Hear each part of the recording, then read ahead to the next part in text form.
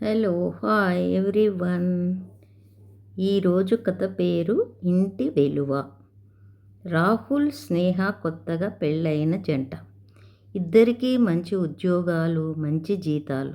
కానీ ఒక విషయం మాత్రం వాళ్ళకి ఇష్టం ఉండేది కాదు: కుటుంబంతో కలిసి జీవించడం. ప్రైవసీ ఉండదు, ప్రతి విషయంలో అడుగుతారు అని రాహుల్ అనేవాడు. మన లైఫ్ మనదే కావాలి అని స్నేహ కూడా ఒప్పుకునేది. ఒకరోజు వాళ్ళు పెద్దలకి చెప్పకుండా వేరే ఇంటికి మారిపోయారు. మొదట్లో చాలా ఆనందంగా అనిపించింది. ఎవ్వరూ అడగరు, ఎవ్వరూ ఆపరు, స్వేచ్ఛగా జీవితం సాగింది. కానీ కొద్ది రోజుల్లోనే చిన్న చిన్న సమస్యలు మొదలయ్యాయి. ఒకరోజు స్నేహకు తీవ్ర జ్వరం వచ్చింది. రాహుల్ ఆఫీసులో బిజీగా ఉండి ఫోన్ కూడా చూడలేదు. ఆమె ఒంటరిగా మందులు వేసుకొని పడుకుంది. ఆ రాత్రి తలుపు దగ్గర గంట మోగింది. తలుపు తీస్తే రాహుల్ అమ్మ చేతిలో సూప్ తీసుకొని నిలబడి ఉంది. జ్వరం వచ్చిందని పక్కింటి వాళ్ళు చెప్పారు అమ్మా అని నెమ్మదిగా అంది. స్నేహ కళ్ళల్లో నీళ్లు వచ్చాయి.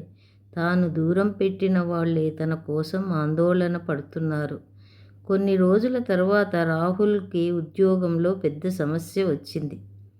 చాలా టెన్షన్తో ఇంటికి వచ్చాడు. అప్పుడు అతని నాన్న ఒక మాట అన్నాడు: డబ్బు సంపాదించడం గొప్ప కాదురా, కష్టంలో నీ వెంటే నిలబడే వాళ్ళు ఉండటం గొప్ప. ఆ మాట రాహుల్ గుండెల్లో బలంగా తాకింది. ఆ రాత్రే ఇద్దరు చాలాసేపు మాట్లాడుకున్నారు. ఇల్లు అంటే గోడలు కాదు, మన కోసం ఎదురు చూసే మనుషులని అర్థం చేసుకున్నారు. కొన్ని రోజుల తర్వాత వాళ్ళు మళ్ళీ కుటుంబంతో కలిసి ఉండడానికి ఇంటికి వచ్చారు. ఆ రోజు భోజన పట్టిక దగ్గర అందరూ కలిసి నవ్వుతుండగా స్నేహ మనసులో ఒక మాట వచ్చింది: స్వేచ్ఛ ఒక్కరితో వస్తుంది, కానీ ఆనందం కుటుంబంతో వస్తుంది.